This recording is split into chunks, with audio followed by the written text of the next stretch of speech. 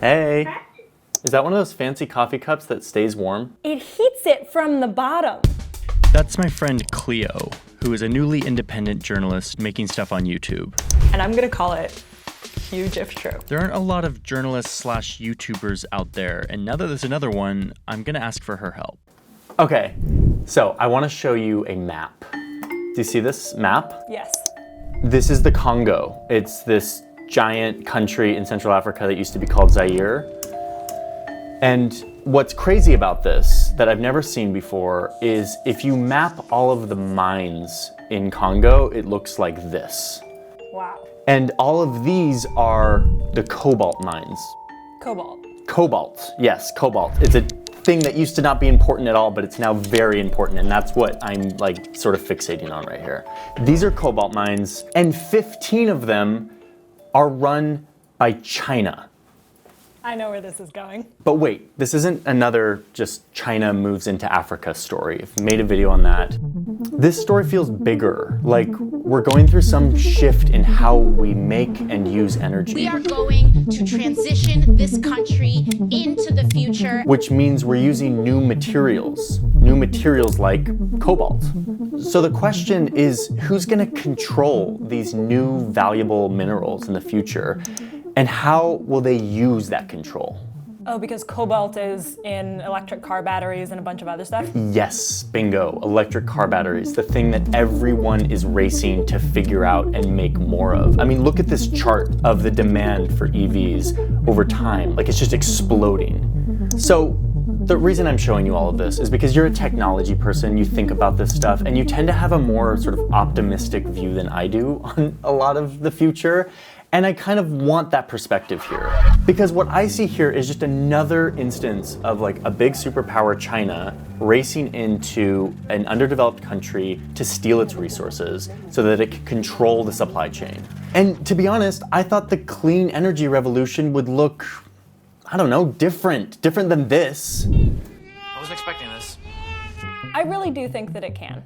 I think that there's a world in which there's a green energy revolution that doesn't look like the same old story of all the other fossil fuels and minerals that we've mined before. I don't think it's gonna be easy, but I think there are ways to pull it off. I like your optimism. Well, let's get into it. I want to show you what I've learned here on cobalt because I've sort of been like down a rabbit hole on the cobalt China situation. And then I want to like have a discussion about what this means for the future of energy. Let's do it. That children were mining cobalt in the Democratic Republic of Congo, or DRC. Cobalt is one of the world's most coveted resources. Its value has nearly tripled over the past year. This most precious of minerals is often extracted and sorted by tiny hands. The Chinese traders here bought all the cobalt and sold it mainly to one Chinese company. Okay, hold on 1 second. I need to thank today's sponsor, who is NordVPN. A VPN is a tool that allows you to connect to the internet, but not through the place that you're at. You can do it through a different country. Why would you want to do this?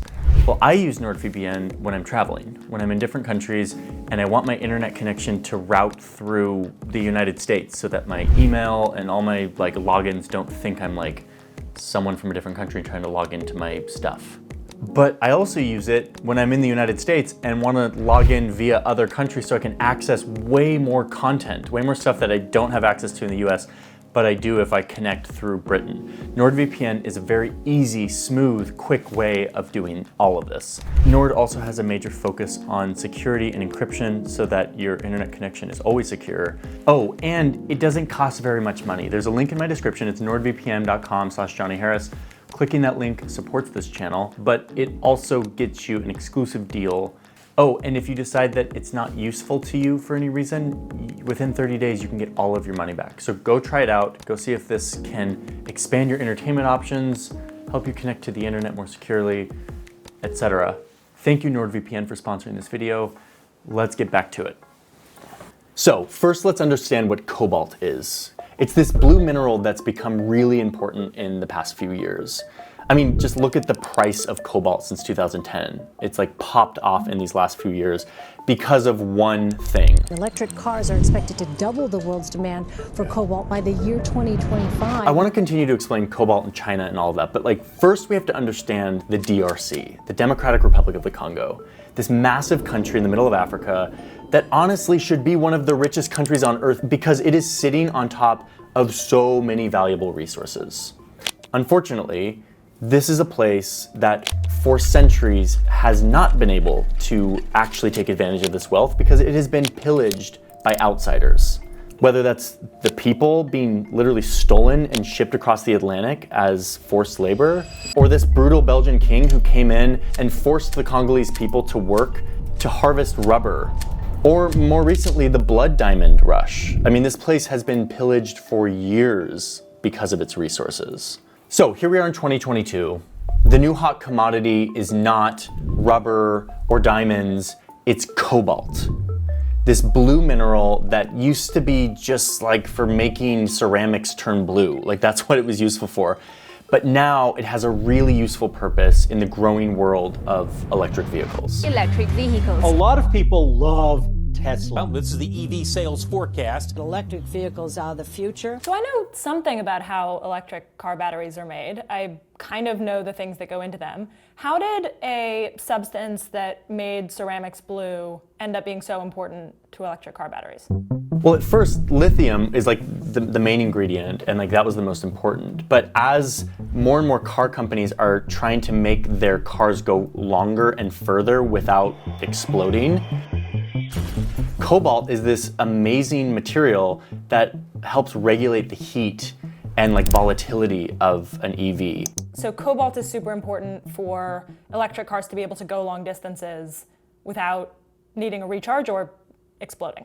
Absolutely. We're in this phase where like every car company is competing on these sort of nuanced like marginal improvements. Like my car can go 400 kilometers, mine can go 410.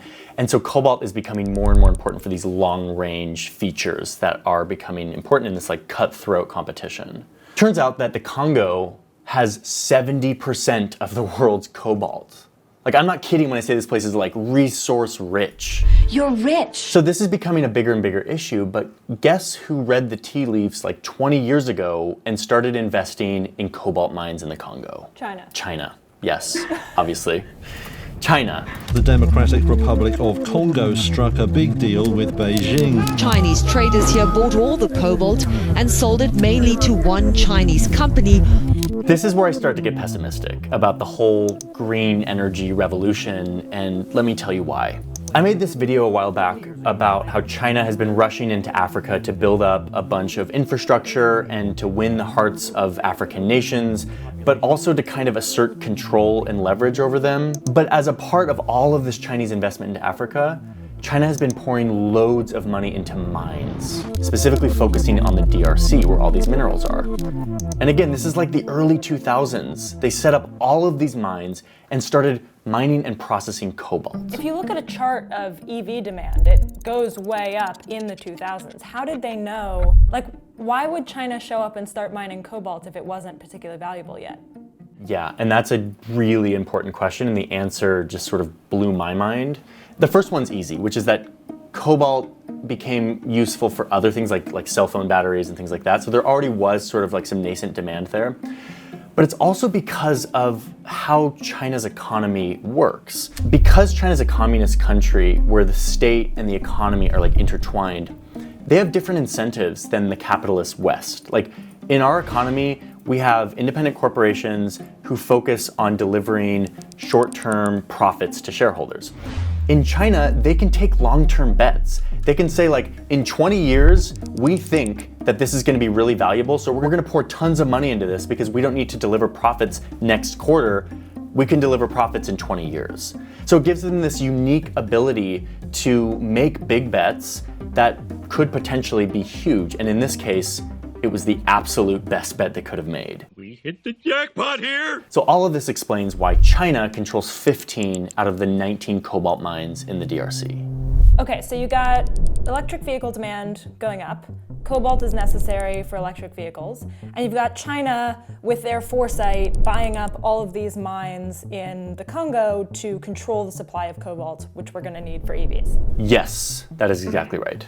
And this gets into the strategy and the geopolitics of all of this. There's this one quote from an expert that Politico interviewed. He says that China is not processing all of that cobalt to export it to the United States to support your electric vehicle revolution.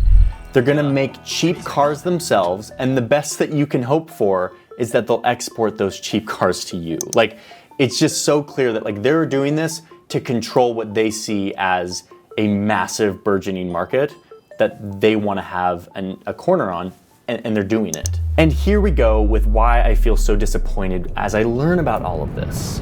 Like, here you have China racing to control this valuable mineral so that they can have leverage and power as the world transitions to cleaner energy. Oh, and not to mention that as China shows up and does all of this cobalt mining, you'll see no regard for worker safety, you'll see super dangerous mines, you'll see children doing backbreaking work, you have people routinely dying on the job. And perhaps the biggest contradiction of all is that this is a finite resource once again. Oh, and the process of mining and refining this stuff is the same old story of deforestation, polluted rivers, and just general exploitation. I mean, I thought the sustainable green revolution was going to be like clean and just for people. I thought electric cars would actually mean a cleaner way of doing business, like a cleaner future. But instead, we're seeing the same old earth-destroying, great power resource race that got us here in the first place. You good? Yeah, my rant is over. I'm sorry. This has like gotten me really worked up, and I'm ready to like chill out now. When I used to imagine a clean energy future, I had this image in my head, right, of like that moment in every sci-fi where they go like, once we lived in harmony. People lived in harmony. And there's Wakanda, and there's that one Chobani ad where everyone is using technology and living in a beautiful farm. Record scratch freeze for him. Here we are in the real world where right now it totally is the same old story of exploitation and harm to the environment in different ways and harm to people. I think one thing that's important to realize is that when we talk about a cleaner future, we're specifically talking about less CO2.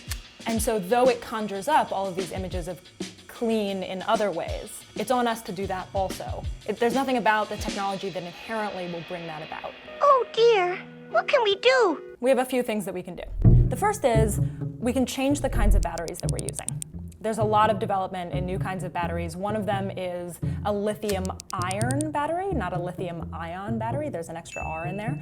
And that battery uses different kinds of minerals. It doesn't use any cobalt. That might help this specific example, but the reality is that most of these minerals have their own stories of exploitation, so it's not great. So here's where I start to feel pretty optimistic. There's a big difference between fossil fuels and minerals. You're right that the difference between electric vehicles and gas combustion vehicles is that one uses fossil fuels and the other, we're swapping out fossil fuels for minerals. But there's a big difference between fossil fuels and minerals. Namely, fossil fuels are being incinerated every time that we drive.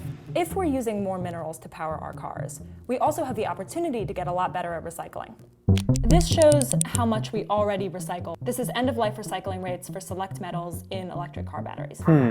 Oh, so we're already recycling a lot of these materials, including cobalt. Like Yes. It's almost 40%. Yes, and the other thing to keep in mind here is you don't need to recycle these minerals and metals in cars themselves. You could have a clean energy future where we're recycling metals and minerals from batteries that store wind and solar energy into electric cars that are then re-recycled back out into other forms of storage and batteries. Interesting. Okay. Wow. Yeah, that is a like optimistic view of batteries because it just feels so finite. But if like the lifespan is dramatically higher, like that becomes a much more useful and less resource intensive proposition. There's also one more possibility, and I think that people will call me a little bit pie in the sky here, but I'm okay with that. I think it's possible that it may not just be about fixing the problem with cars, but also about fixing the problem of cars. There's a high-tech version of this where self-driving cars, there's some research and speculation that they might reduce the amount of cars that we're using total. There's also a lower tech version of this where we just invest more in public transport.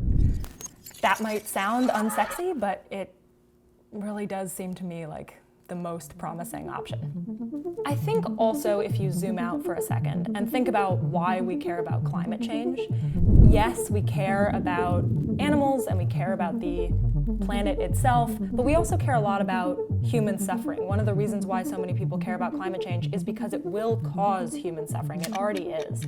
And so if you take this story and you look at the human suffering caused by mining, and you then say, oh, we're not going to try and solve this problem, we're just, what, going to let more climate change happen? We have to solve these things at the same time because both will hurt more people, basically. Yeah, that's a really good point. I think if there's like two major takeaways that I take from your research into this, it's like, number one, a greener future is not inherently a cleaner, more idealistic, happy future. It just is like a less CO2 future, which is like, again, obvious. It's like so obvious when you say it like that and make that differentiation, but like I had those so deeply bound together. But I think the more important idea is like, even though I have a pessimistic view of like great power rivalry, there's not an option here. Like there's no scenario in which throwing up my hands and being like, the world's effed is like gonna do anything. And it's like, in fact, it's the easier way out in a lot of ways. And so it's good to know that there is like real work being done to try to solve this, and that it's not just like bound to go down the same route. In my mind, this story isn't a cleaner future is just as bad. It's a cleaner future is a cleaner future with problems that we still have to solve.